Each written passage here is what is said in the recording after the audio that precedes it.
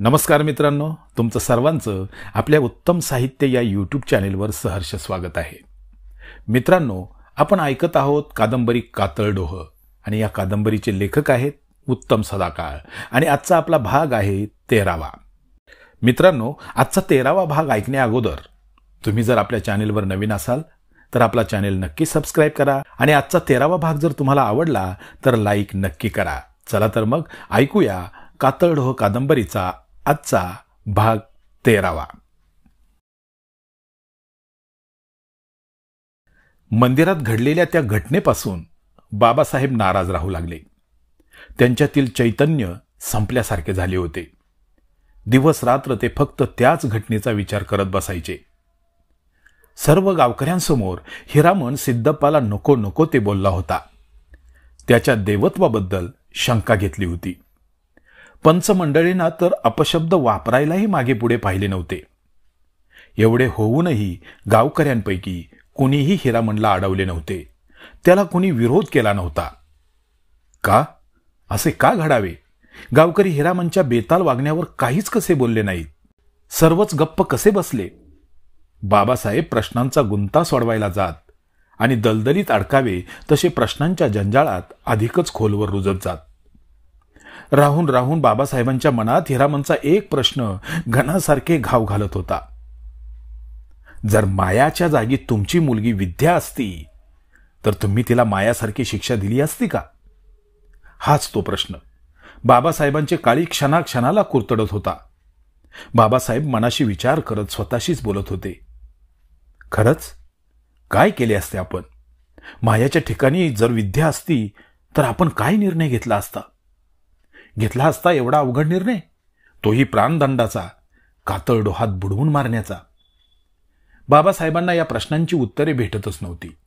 त्यांची बुद्धी कामच करत नव्हती. अखेर मनातील विचार झटकून टाकत मग ते त्यांच्या इतर कामाकडे वळत. पण ते विचार त्यांचा पिच्छा सोडत नव्हते. बाबासाहेबांसारखी सगळ्या गावाची अवस्था झाली होती. झाल्या प्रकाराने प्रत्येकजण सुन्न झाला होता. हिरामणच्या एका दणक्याने वर्षानुवर्षाची परंपरा निखळून पडली होती. काहींना जे घडले ते चुकीचे वाटत होते तर काहींना ते अगदी योग्य वाटत होते. विशेष करून तरुण हिरामणच्या कृतीवर बेहद खुश होते. एवढी वर्ष रूढी परंपरेच्या बेड्यांमध्ये जखडून ठेवलेल्या प्रेमभावना त्यांना मोकळेपणाने व्यक्त करता येतील असे आता त्यांना वाटत होते. हिरामणने त्यांच्या प्रेमाची वाट मोकळी केली होती. हिरामणमुळे त्यांना भीतीच्या जोखडातून मुक्त होता येणार होते. सिद्धप्पाच्या मंदिरात घडलेल्या घटनेनंतर दुसरा तिसरा दिवस असेल. विद्या कॉलेजला आली होती. तिच्या मैत्रिणींच्या घोळक्यात उभी राहून ती गप्पा मारत होती. त्यांच्यापासून जवळच असणाऱ्या लायब्ररी हॉलजवळ मधुकर उभा होता. तो विद्याला निहाळत होता.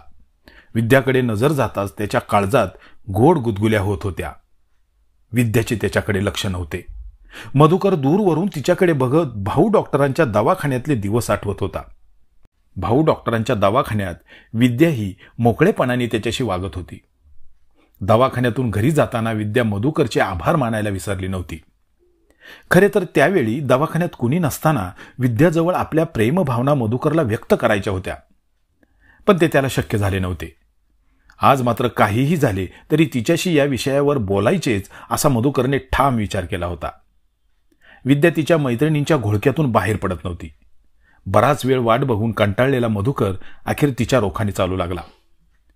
थोड्या वेळातच बेल होऊन लेक्चर सुरू झाले असते. मग पुन्हा विद्या त्याला भेटली नसती. मुलींच्या घोळक्याजवळ येऊन मधुकर म्हणाला, विद्या. मधुकरला तेथे बघून सगळ्याच मुली चकित झाल्या.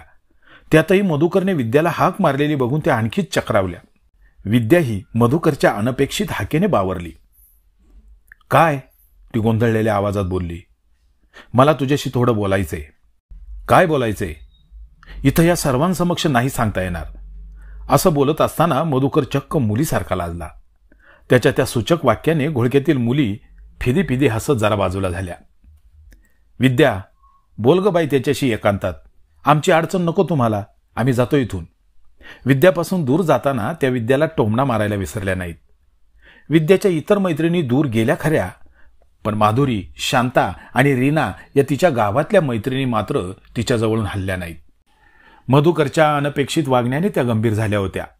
कातळगावच्या मुलामुलींच्या प्रेम प्रकरणांचा होणारा शेवट त्यांना चांगला ठाऊक होता. मधुकरने तसला मूर्खपणा करू नये असं त्यांना मनोमन वाटत होतं आणि त्यामुळेच त्या विद्याला एकटं सोडायला तयार नव्हत्या. बोल मधुकर, काय बोलायचंय तुला? विद्याने मधुकरला विचारले. या सर्वांच्या समोर? मधुकरचा प्रश्न. का? यांच्यासमोर न सांगण्यासारखं काय आहे एवढं? यांच्यासमोर सांगण्यासारखं नाही म्हणून तर तुला म्हणतोय की थोडं बाजूला ये, मला तुझ्या एकटीशी बोलायचंय. ते नाही जमणार. जे काही सांगायचंय ते इथंच आणि या माझ्या मैत्रिणींसमोर सांग. अगं पण मधुकर, तुला काय बोलायचं ते पटकन बोल. क्लास सुरू होईल आता. तुला इथं सांगायचं नसेल तर जातो आम्ही. विद्या, अगं असं करू नकोस. मला फक्त 2च मिनिटं वेळ दे. खूप प्रयत्न करून तुला मनातलं सांगायचं धाडस करतोय मी. फक्त काही क्षणच हवेत मला. हवं तर माधुरी आणि शांता तुझ्यापासून थोड्या अंतरावर राहू दे. आणि मी काय तुला पळवून नेणार नाही विद्या, त्यामुळे इतका विचारही करू नकोस. मधुकर, तुझ्या एकंदर बोलण्यावरून आणि अपेक्षांवरून मी ओळखलंय तुला माझ्याशी काय बोलायचंय ते. तुझ्या मनात जे काय आहे ना मधुकर, ते तुझ्या मनातच ठेव. बाहेर येऊ देऊ नकोस, कारण मी त्या सगळ्या गोष्टींपासून कोसो दूर आहे आणि मला काही सांगूही नकोस आणि बोलूही नकोस. तू मला संकटातून वाचवलेस, त्या घटनेमुळे मी तुझ्या मनात असणाऱ्या गोष्टीला तयार होईल ही वेडी आशा सोडून दे. ज्या कामासाठी कॉलेजला येतोस ना, तेच काम मन लावून कर आणि असल्या फालतू गोष्टींमध्ये पडू नकोस. आणि दुसरी गोष्ट, पुन्हा मला असल्या गोष्टी संदर्भात बोलायचे नाही, लक्षात ठेव.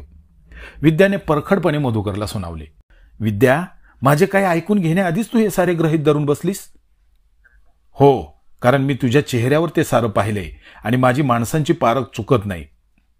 ठीक आहे, तू ओळखला आहेस तर मीही म्हणतो मलाही तेच सांगायचे होते. मधुकर, आता पुरे झाले.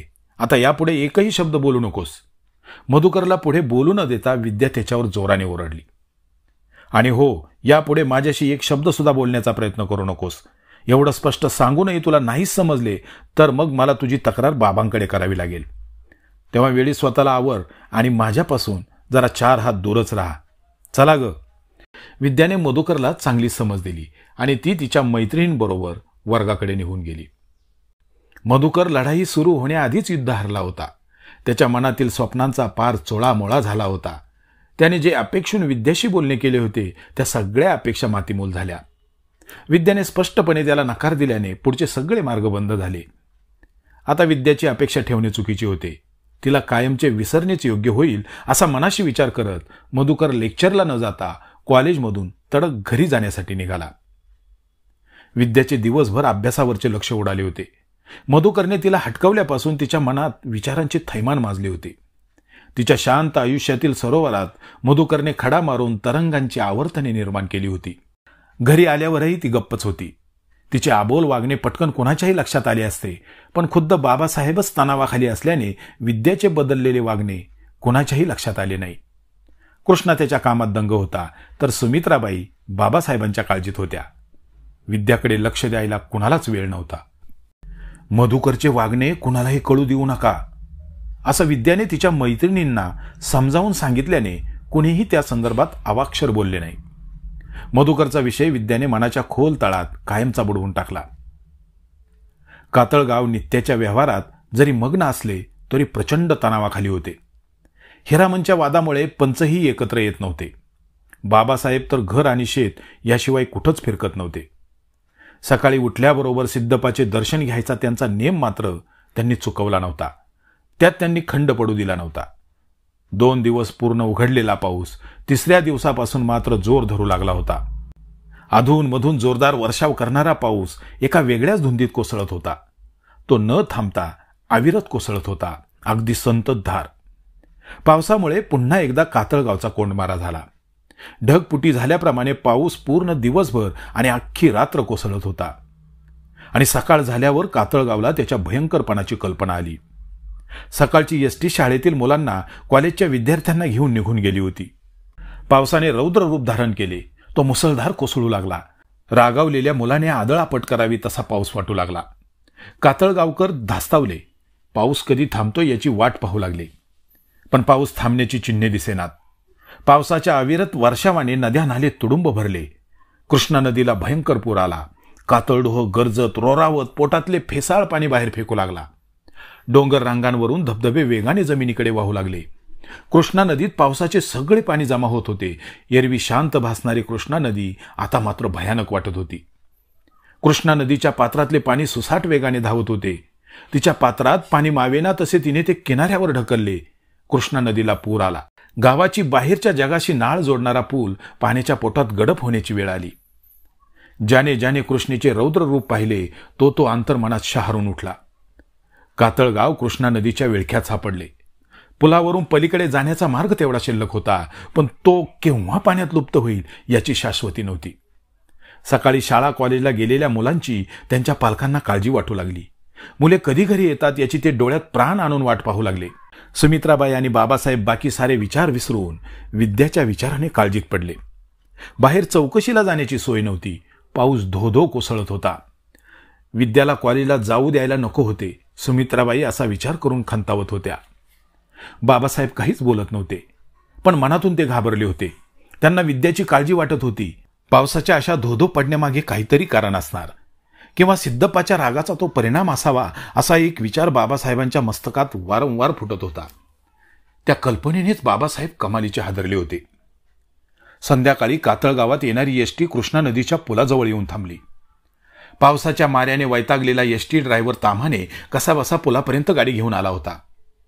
यापुढे गाडी कशी न्यायची असा विचारमग्न चेहरा करून तो गाडी थांबवून स्टिअरिंगवर बसला होता. पुलाच्या वरून पाण्याच्या लोटच्या लोट वाहत होते. दोन्हीकडेचा पूल तेवढा मोकळा दिसत होता. नदीच्या मध्यभागी असणारा पूल पाण्यात बुडाला होता.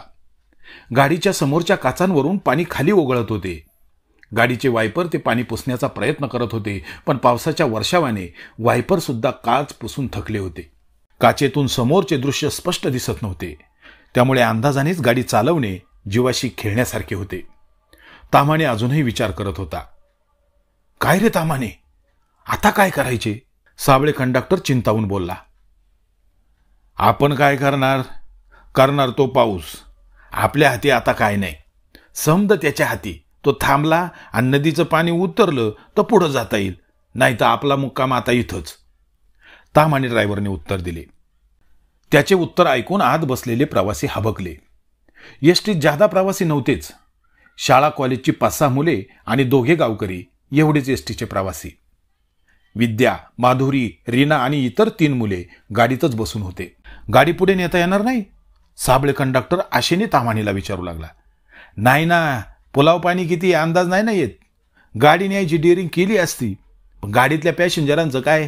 त्यांच्या जीवाशी नाही खेळता यायचं बाबा. गाडी नाही जाणार. मग महागारी जायचं का? इथं रात्रभर थांबणं कसं शक्य आहे? थांब रे जरा. थोडा जरी पाऊस उघडला आणि पुलावरच्या पाण्याचा अंदाज आला ना की नेतो मी गाडी, पण तोपर्यंत तरी दम धर. नाहीच जमलं तर जाऊ मग मागच्या मागं गाडी घेऊन. आणि पॅसेंजरांचं काय? आता ते येतील की आपल्याबरोबर? ताम्हाने ड्रायव्हर साबळे कंडक्टरला समजावित होता. त्यांचे बोलणे ऐकून आत बसलेला यमाजी उठून पुढे येत म्हणाला. ताम्हाने, अरे मी काय म्हणतोय ऐका जरा. तुम्हाला पटलं तर वही माना, नाही तर द्या सोडून. हा बोल यमाजी. अरे मी पट्टीचा पोहणार आहे. मी पुलावरच्या पाण्याचा अंदाज घेत पुढे जातो. तुम्ही मागून या गाडी घेऊन. पाणी माझ्या कमरेच्या पारवर असलं ना तर मग गाडी माघारी न्या. मी जाईन पोहून पलीकडं. बाकीच्या माणसांची म्हणजे त्या पोरीबाळींची तेवढी काळजी घ्या.